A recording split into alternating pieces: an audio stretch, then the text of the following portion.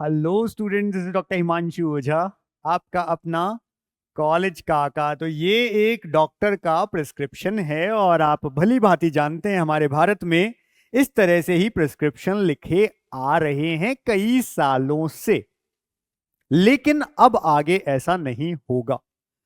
हरियाणा के high court की एक जजमेंट को मानते हुए एनएमसी ने गाइडलाइन दी है, जो उनकी वेबसाइट पे है, हम पूरा पढ़ा देते हैं, जिसमें क्लियर कट लिखा है कि बहुत नीट एंड क्लीन जो राइटिंग होती है वो ही आगे से लिखेंगे डॉक्टर्स, और मेडिकल कॉलेजेस भी ये ध्यान देंगे कि वहीं से ही ये सुधार आना शुरू हो जाए और ये आगे तक चले कि बहुत क्लियर कट कैसे रहेगा, क्या चीजें रहेंगी, किस तरह की राइटिंग होगी, वो सब भी हम बता देते हैं आपको। लेकिन अब तक ऐसा कहा जाता है कई बार जब बच्चे की राइटिंग खराब होती है ना, तो स्टूडेंट और कई बार उनके आसपास के जो लोग हैं, पेरेंट्स हैं, वो सांत्वना दे देते हैं इस बात से कि अरे वाह, ये तो डॉक्टर बनेगा।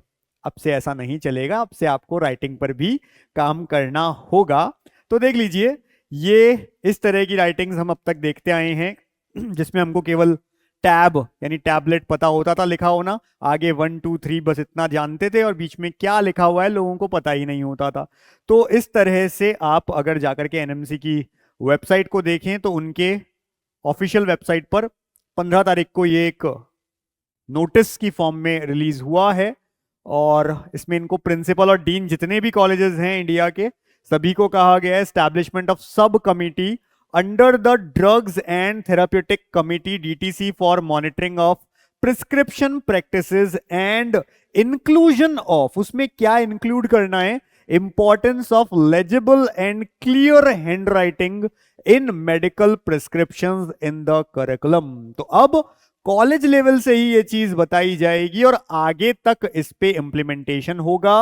और ये इन्होंने क्यों दिया है, आगे बताया है इन्होंने इस तरह से कि in pursuance of the order dated 27/8 अगस्त में दिया था honourable high court of Punjab and Haryana in the matter of Yogesh versus state of Haryana, जिसमें यही कहा गया था that NMC is required to ensure the inclusion and reinforcement of the importance of legible and clear handwriting in the medical prescriptions. The Honorable Court has observed that a legible medical prescription या document is an essential component of the right to health under article 21 of the constitution of India. मतलब देख लीजिए, हर छोटी चीज के लिए एक इंसान को लड़ना पड़ता है। जैसे यहां पर योगेश जी जो कि लड़े और कोर्ट में जाकर के साबित कर पाए कि भाई ये भी इंसानों का हक है, जो राइट टू हेल्थ है उसके अंदर ये बात है कि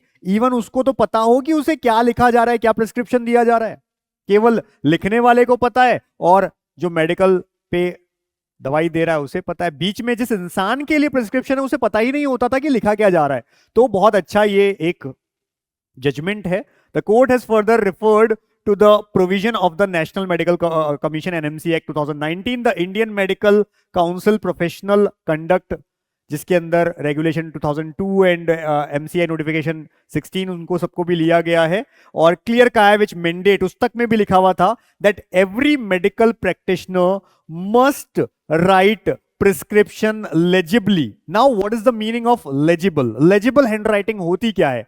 तो लेजिबल हैंडराइटिंग का मतलब है जहां एक एक शब्द जो है लगभग लगभग लगभग सेम साइज का हो, फॉन्ट लगभग सेम से हो हाथ से लिखते वक्त, और एक पर्टिकुलर गैप हो जिससे बहुत क्लियर कट दिखे, हर एक शब्द बहुत क्लियरली लिखा हुआ है, ऐसा नहीं कि घिचपिच हो रखा है, नहीं पता चल रहा है क्या लिख रहे हैं। तो एग्जैक्ट वर्ड समझ में आना चाहिए, पढ़ने लायक होना चाहिए, क्लियर कट होना चाहिए, नीट एंड क्लीन होना चाहिए, सेम साइज फॉन्ट के होने चाहिए और बीच में गैप्स प्रॉपर होने चाहिए। ये सब चीजों को कहा जाता है लेजिबल हैंडराइटिंग का हिस्सा। And preferably in capital letter, preferably जरूरी नहीं है बट कैपिटल लेटर में लिखोगे तो बहुत अच्छी बात है। इसे कहा गया है कि प्रेफरेबली प्रेफरेंस दी जाएगी कि कैपिटल लेटर में हो, बट स्टिल लेजिबल तो होना ही चाहिए। Reference has also been made to the clinical establishment act 2010 and corresponding rules on electronic health record, emphasizing the need for legibility and clarity in medical documentation.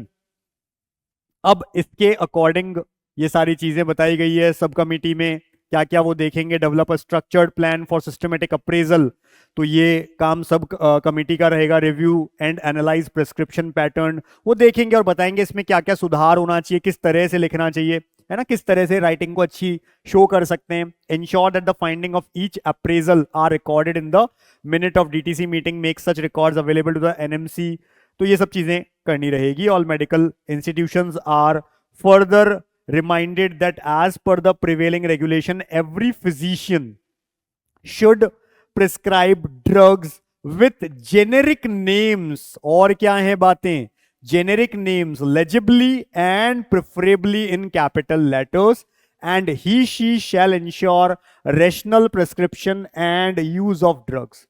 Compliance of these directions is mandatory, और ये सारी चीजें होनी चाहिए। Even आगे अभी कई लड़ाइयां जारी हैं, जिनमें से एक सबसे बड़ी चीज ये होनी चाहिए कि जो एमआर हैं, अलग अलग जो भी ब्रांड्स होते हैं, जो भी मेडिसिन के ब्रांड्स होते हैं, उनके एमआरस को जो डॉक्टर्स हैं उनसे दूर रखें। ये दोनों सेपरेट होनी चाहिए बॉडीज। आज होता क्या है, एमआर और जो कंपनीज हैं डॉक्टर्स को बहुत सारी चीजें देती हैं, फ्री गिफ्ट्स मिलते हैं, अलग अलग देश में घूमने की बहुत सारी इस तरह के प्लान्स मिलते हैं, टूर्स के बहुत सारे गिफ्ट्स मिल रहे हैं फ्री में। और हो क्या रहा है, उस वजह से वो डॉक्टर उस कंपनी के प्रोडक्ट्स, दवाइयां लिख रहे हैं जो हर इंसान के पास नहीं है इतना पैसा खरीदने के लिए। एक 2 रुपए में हम जो देखते हैं कोई जेनेरिक दवा आ रही है, उसी की ब्रांडेड दवा 2-2 हजार तक की भी होती है।